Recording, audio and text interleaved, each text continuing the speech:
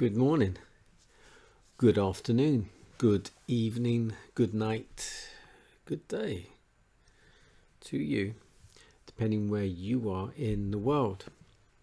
It's our nighttime devotion. We are reading from the devotional Lift Him Up. The title today is We Are Capable of Better Things. The scripture reading comes from Romans 5 verse 6. For when we were yet without strength, in due time Christ died for the ungodly.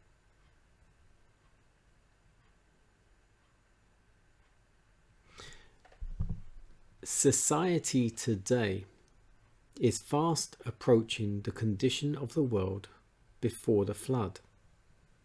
As children grow up to youth, and youth to manhood and womanhood, they are becoming full of self-sufficiency, maturing rapidly in the knowledge of evil.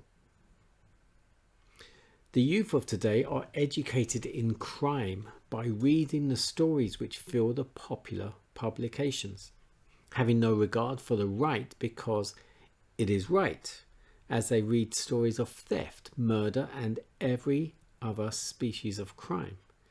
They are led to devise means by which they could improve upon the criminal's methods and escape detection. Foul publications assist in perfecting the education of the youth in the way that leads to perdition. The youth of our cities breathe in the tainted, polluted atmosphere of crime. The evil influence is then communicated to the country, and the whole community becomes contaminated. Some of the rulers of the earth are not men of moral worth. They have no desire to check the publication of this foul literature which is increasing year by year, and which feeds the passion for crime and evil. Stories of criminal life such as are found in the papers of the day and so-called revelations of the future are treated as realities. Christ saw the conflict that is approaching and has sent us a word to watch and pray, lest we enter into temptation. He's warned us that as it was in the days of Noah, so it shall be also in the days of the Son of Man. Even thus shall it be in the day when the Son of Man is revealed. We are not warned against properly participating in business transactions, but against carrying to excess that which is lawful in itself, against allowing our minds to be so absorbed in earthly things that we shall not discern the important things that concern our eternal interest. We're warned against indulging perverted appetite, against surfeiting and drunkenness. But even in the corrupt condition in which the society of today is, there are souls capable of better things, souls represented by Christ under the symbol of the lost pearl. Christ gave up everything that he might seek and save that which was lost, that he might recover the pearl that he valued at infinite cost. What are we ready to do to cooperate with him in his work? What sacrifice are we ready to make? When we consider that Christ died for the ungodly while they were yet sinners, we are led to realize how willing and even anxious he is to bless us, that we may be a blessing to others.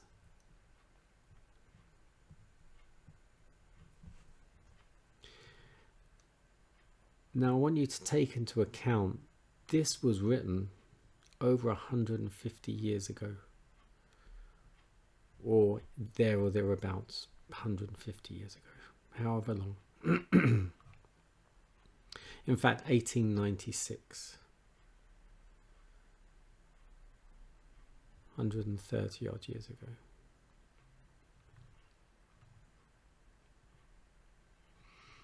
And back then she was saying, All the stories in the media, in publications, newspapers, are all about criminals, crime, and that kind of life.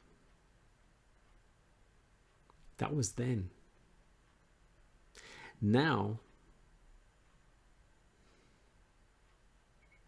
it's not even unusual to read stories about murder, theft,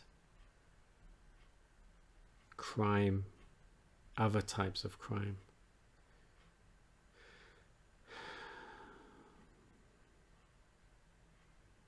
Politics, which is all rubbish anyway. It's all puppetry. Financial crises, finance, the markets, Wall Street, which again is all rubbish. It's all puppetry. It's all fixed.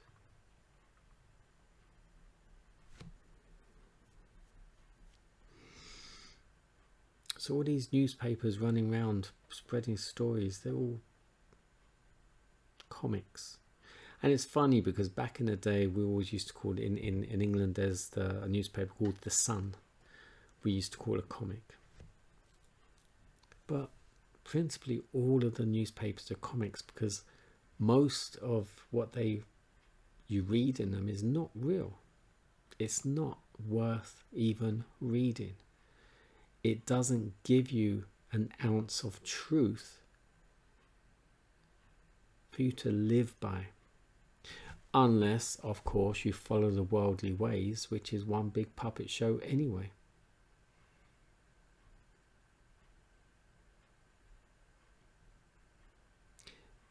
To read the Bible,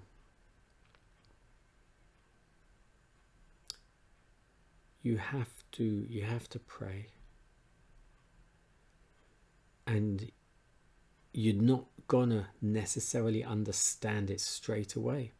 Some do, but not very often. And so you have to read it again. And then you pray about it. And then you, as I was told when I started coming to church, you have to chew on it, read something and then chew on it, just ponder upon it. Like a cow when it chews grass, it'll swallow it and then it will regurgitate it and it will chew on it again. It's chewing the cud. Chew on it, ponder on it, pray about it. If there's something you read you don't understand, read it again and again and again.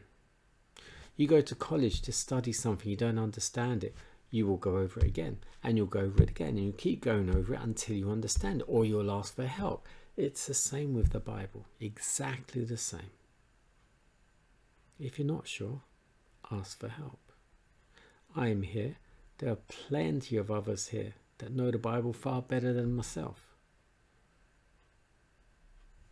But ask.